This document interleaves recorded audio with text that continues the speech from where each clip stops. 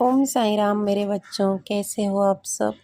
बाबा की कृपा आप पर निरंतर बरसती रहे, यही के साईं के चरणों में मेरी अरदास है। तुम इस सच को नहीं देख पा रहे हो ना, इसलिए इतना परेशान हो। मेरे बच्चों, दुकानें तो उनकी भी लुट जाती है जो दिन भर में न जाने कितने ताले बेचते रहते हैं। यानी यदि आज आपका भरोसा किसी ने तोड़ा है ना, तो कल उसका भी भरोसा कोई तोड़ेगा। ये बात याद रखना मेरे बच्चों। इंसान की पहचान तो बस दो बातों से होती है, एक तो उसका किया हुआ सब्र, और दूसरा उसके पास जब कुछ नहीं होता तो उसका दूसरा रवैया।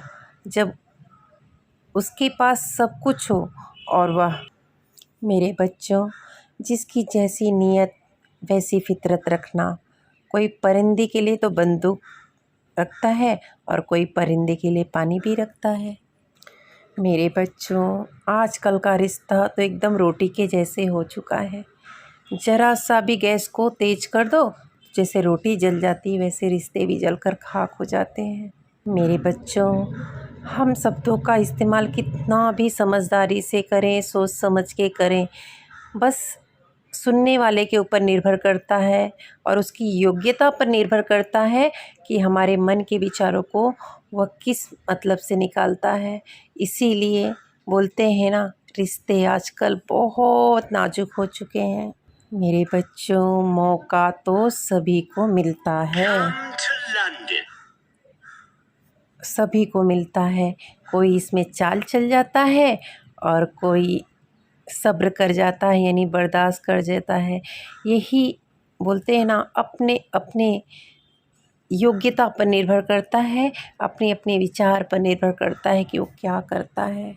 अक्सर मीठेपन का लेप चढ़ाकर बातें करने वाले, वो अपने कटुता का रंग कब चढ़ा देते हैं या कब दिखा देते हैं, इसका पता ही नहीं चलता।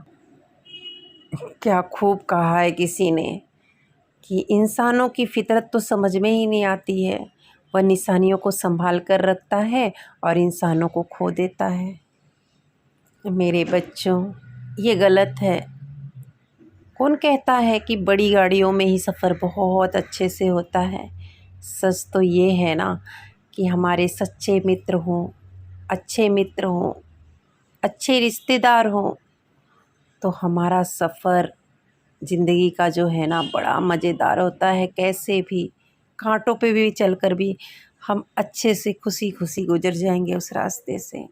मेरे बच्चों, बाबा कहते हैं कि कीचड़ में अगर पैर चला जाए तो ज़रूर नल के पास जाओ, लेकिन नल को देखकर कीचड़ में पैर डालना, यह किसी भी प्रकार का समझदारी नहीं होगी।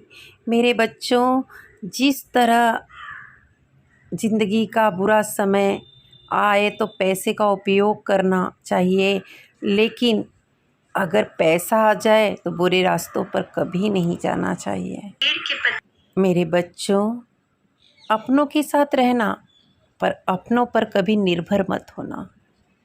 गिरते हुए पेड़ के पत्ते सबसे बड़ा उदाहरण है कि बोझ बन जाओगे तो आपको अपने ही गिरा देंगे। अच्छे इंसान इतने नासमझ नहीं हो सकते कि उन्हें किसी की चालाकियाँ समझ में ना आए। बस वो बोल कर किसी रिश्ते को ख़राब नहीं करना चाहते। कभी कभी खुद को मना लेना ही बेहतर होता है, क्योंकि हर जिद हमेशा खुशी नहीं देती। मेरे बच्चों, अपनी सहनशीलता को बढ़ाओ।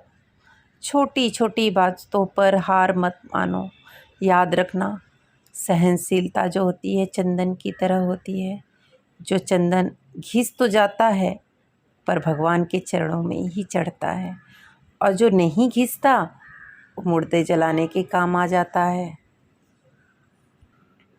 मेरे बच्चों, मैंने देखा है, धोखे दो प्रकार के होते हैं। एक मौन कर देता है और दूसरा हम लड़ लेते हैं।